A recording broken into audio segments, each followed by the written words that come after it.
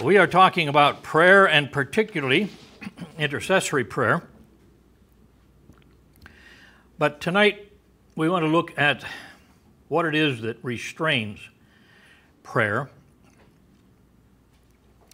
When God intends to send a revival of power to the church, we have seen through the centuries, he sets his people to praying.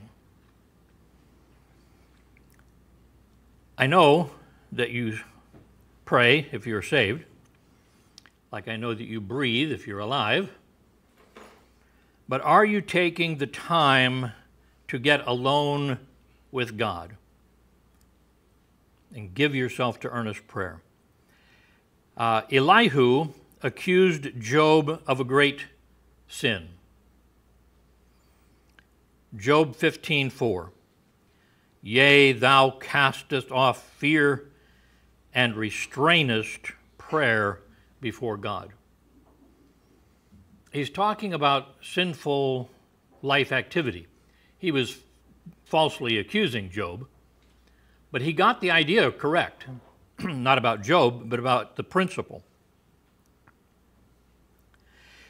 We remember from 1 Samuel 12:23, Samuel proclaiming, "Moreover, as for me, God forbid that I should sin against the Lord in ceasing to pray for you.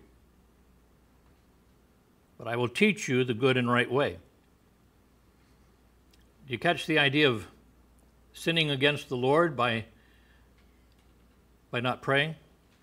Joshua 7:12. Therefore the children of Israel could not stand before their enemies, but turned their backs before their enemies, that means run away, because they were accursed. Neither will I be with you any more, except you destroy the accursed from among you. You recognize this, being the time of the story of Achan in Joshua 7. It illustrates the victory over sin. Looking at this victory over the sin of neglecting dedicated intercessory prayer. Let's take the time to read a couple of passages here. Joshua 7:5-7. And the men of Ai smote of them about 36 men, for they chased them from before the gate even unto Sebarim, and smote them in the going down. Wherefore the hearts of the people melted and became as water. This is the first time they'd lost anybody in battle.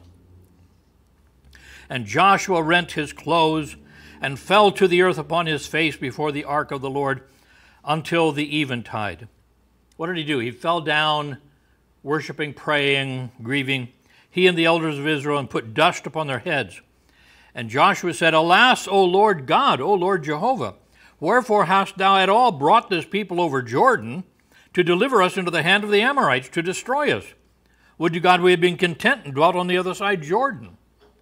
Why do you even bring us here if you're going to just have us die? Who is he blaming? He really put this in God's lap, didn't he? Look at verses 10-13. And the Lord said unto Joshua, Get thee up. Wherefore liest thou thus upon thy face? Israel hath sinned, and they've also transgressed my covenant which I commanded them. For they have even taken of the accursed thing, and have also stolen and dissembled also, and they have put it even among their own stuff. Dissembled means faked it out, did that which didn't seem what they were doing. Therefore the children of Israel could not stand before their enemies, but turned their backs before their enemies, because they were accursed. Neither will I be with you any more, except you destroy the accursed from among you. Up, sanctify the people. Stop praying until you make things right. Sanctify the people. Say, sanctify yourselves against tomorrow. For thus saith the Lord God of Israel, there is an accursed thing in the midst of thee, O Israel. God said this. See? It's not that I suspect this. God saw it. God knows it. Thou canst not stand before thine enemies until ye take away the accursed thing from among you.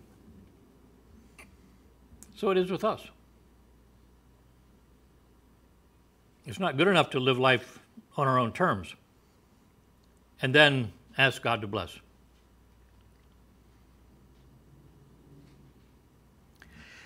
Let me just share with you several thoughts. Number one, the presence of God is your only power against the enemy. For us, the enemy is not the Amharites, but Satan's power, the tempters.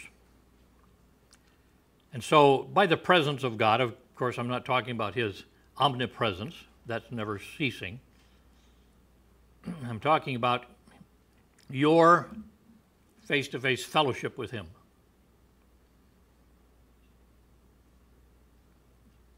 I remember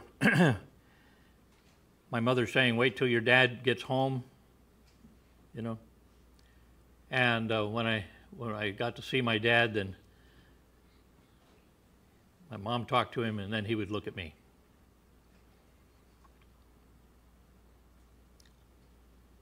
And that was horrible.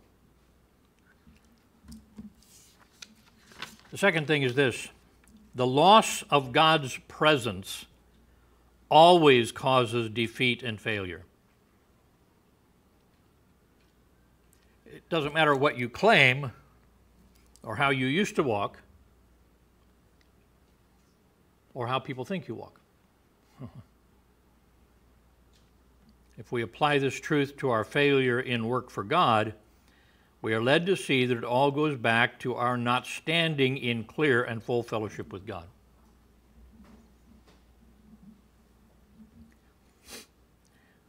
Things messed up, things going wrong, things falling apart. Let's get right with God. Number three, hidden sin always causes the loss of God's presence. He's too holy. He's too holy to accept that. The church complains about having so little power in the world. It is because of the lack of personal and secret prayer. That hidden sin, not doing what is right. Number four, God himself will discover the hidden sin. When you go back to the story, predating what we were reading, Joshua 6:19, but all the silver, God says to them, all the silver and gold and vessels of brass and iron are consecrated unto the Lord, and they shall come into the treasury of the Lord.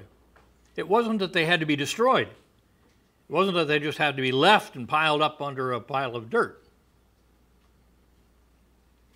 They were to enrich the sanctuary. God says, I claim any good that can come out of the city. This is Jericho he's talking about. So God gave the victory, but Achan stole some of the stuff for himself, buried it under his tent. So that was the command, and now God reveals to Joshua, chapter 7, verse 11, Israel hath sinned. They have also transgressed my covenant which I commanded them. That's what we just read, you see. For they have even taken of the accursed thing. Accursed, the word means dedicated, devoted. It means it should have been devoted to God. It was accursed because it shouldn't have been taken for themselves. And have also stolen and dissembled also, and have put it even among their own stuff. Put it with their stuff. So, God knows this. God himself discovers it. Sometimes he reveals this to you by a failure in your life, in your ministry.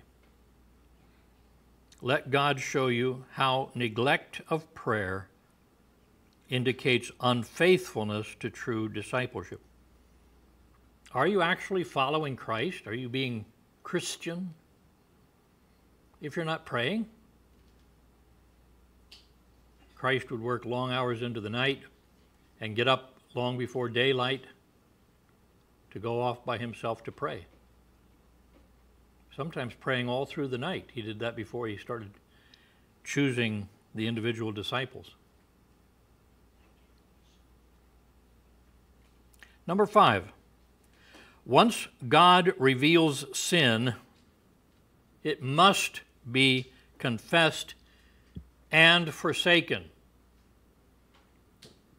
None of this going into the booth and quietly confessing it to a priest,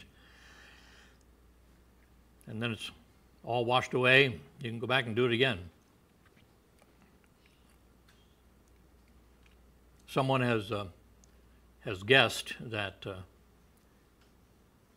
the mafia and Roman Catholicism worked very well together. You could have your life dedicated to criminal activity. All you had to do is go to the priest, confess it. He couldn't tell anybody. You can go about your business. Listen to Proverbs 28:13. Wisdom says, "He that covereth his sins shall not prosper. But whoso confesseth and forsaketh them shall have mercy." Don't reinvent who God is. Don't think that you say the words and you plan to do it again and everything's okay. You think about the word forsaking. The man who forsakes his family, the man who forsakes integrity to his country. That's what you're supposed to do with sin. The sin that God has opened up to you, the sin that you are confessing, you're turning your back on it. You never intend to serve it again. Forsake it. God says, I'll give you mercy. Mercy and grace. Mercy not holding it against you. Grace to have the strength to go on. Come before God and confess your prayerlessness. Then destroy it and put away the sin. How would we do that? We will rearrange our schedule and do whatever needs to be done to set up a time of prayer. We will give ourselves up to God to live a life of prayer and faith. You say, well, I have other things to do. Change it. Put first things first. Will you give God what is due him? Will you love him enough to surrender, to let his will and grace have their way with you?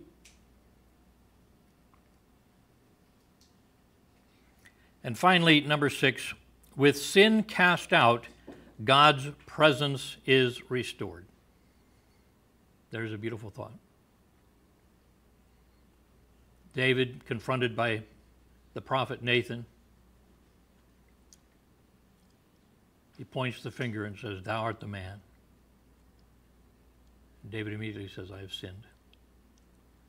Psalm 51, he goes back to God and says, "Restore unto me the joy of thy salvation." What a joyless life he had been living in this period of time. Less than 9 months, but a long time. Murder of his good friend, taking the wife. After Ai, there was no more reference to defeat in Joshua. God never speaks to his people about sin except with the purpose of saving them from it. God doesn't keep bringing it up. Oh, now you pray to me. I remember back when you did this. God doesn't do that. The same light that shows sin will show the way out of it. the same power that condemns us will make it possible to conquer the sin.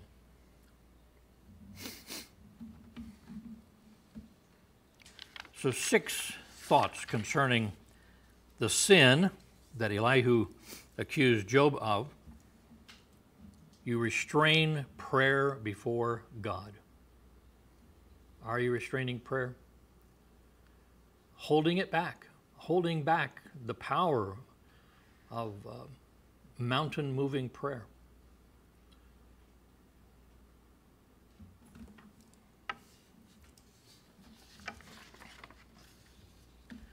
Well, let's go to prayer.